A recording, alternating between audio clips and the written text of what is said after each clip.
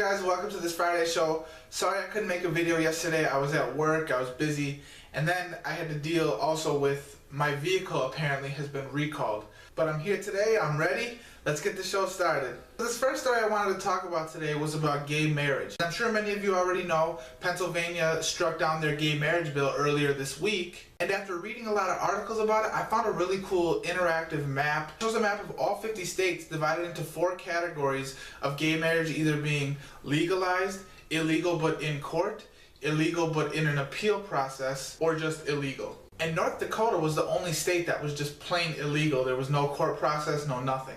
So I think that's a good sign, and at this point it really just seems to be a matter of time before nationwide gay marriage is legal. So I just kind of wanted to touch on that real quick, and I wanted to tie these two stories together. Phil Robertson from Duck Dynasty is blowing up yet again. A YouTube video was posted by his church where Phil Robertson looked to be doing a guest sermon of some kind where he was up at the podium speaking to the entire church. And he was sharing his thoughts on homosexuality, which many of you already know from back in January. He is against homosexuality. He was quoting Bible verses against homosexuality, but nothing that you would be surprised at hearing from him. So what I wanted to talk about was him being bashed by several media outlets. Oh, he's a hate speech promoter, he's a bigot, blah, blah, blah. You know what? Just get over it.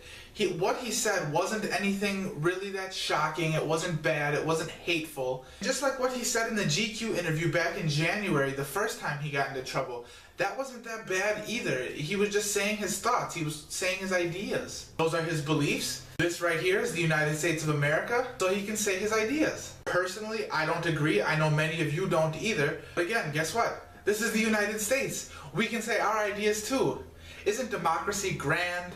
Look, it's intolerant to be intolerant of the intolerant. You get that? The definition of intolerant is not fluid. It doesn't change depending on which side of the argument you're describing. It's just as intolerant for pro-gay to bash anti-gay as it is for anti-gay to bash pro-gay. To me, this is the same line of thinking as when minorities say they can't be racist. Guess what? You can, and you are, absolutely. Sometimes even more so than the people who you claim are being racist towards you to begin with. And that's something I've been noticing lately with the gay rights groups and the media. Pro-gay is even more intolerant of anti-gay than they claim the anti-gays are being in the first place. You know what I mean? This hypocrisy is so annoying. Everyone, every single person is entitled to their own views. Whether you or I or anyone else agrees or disagrees with it, it doesn't matter. In this case, Phil Robertson wasn't inciting violence. He wasn't inciting hate on anyone. He was, again, simply stating his ideas. Whew. Alright, I could rant all day on this, but of course I won't.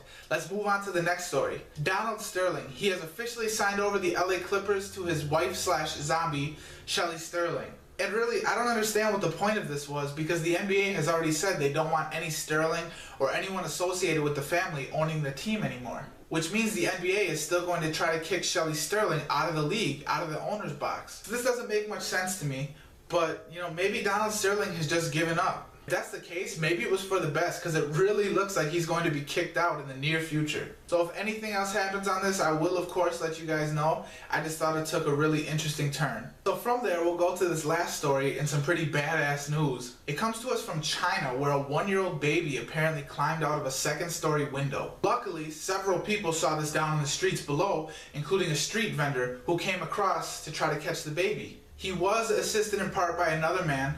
Luckily, they both caught it. It just fell into his arms. Nobody was hurt. All is well. Everyone's happy. Where the hell were the parents? What happened that allowed a 1-year-old baby to climb out of a second-story window?